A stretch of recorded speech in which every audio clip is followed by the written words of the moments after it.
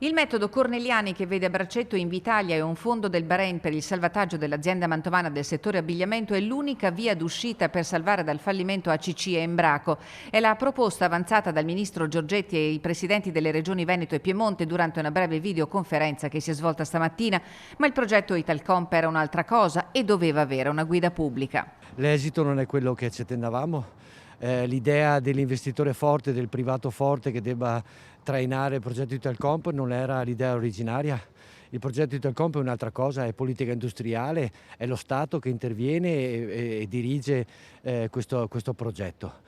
Se fosse vero questo, è il tradimento del progetto Italcomp. Alle 13.41 il primo lancio d'agenzia racconta la delusione dei lavoratori di Embraco. A seguire, una nota dopo l'altra, le fonti istituzionali raccontano tutto e il contrario di tutto. Il presidente Cirio esulta per la conferma delle risorse finanziarie e poi è il Misi a dire che a individuare l'investitore privato sarà direttamente il ministro Giorgetti. Questo 50% non sappiamo neanche da cosa è dovuto, che garanzia potrebbe dare, che privato potrebbe essere, e noi ricordiamo che fra 13 giorni non avremo probabilmente neanche più lo stipendio.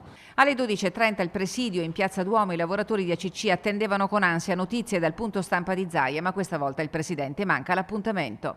Il presidente è impegnato in un'altra video sulla Champions League, su un'altra, sì, Verona, esatto. Alle 15.22 la nota ufficiale dell'ufficio stampa di Palazzo Balbi rende noto che il presidente Zaia esulta per la formula di compartecipazione valutata al tavolo ministeriale. Facciamo squadra per un'azienda che sa stare ancora sul mercato, afferma Zaia.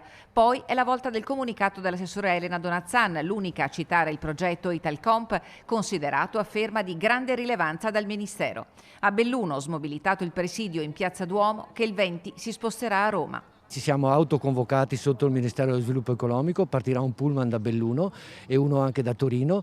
In quell'occasione chiederemo di essere ricevuti, rimarremo sotto al Mise finché non ci riceverà e quando torneremo sicuramente con un'idea più chiara di quello che è l'intendimento del governo e di quello che sarà la nostra azione da quel momento in poi.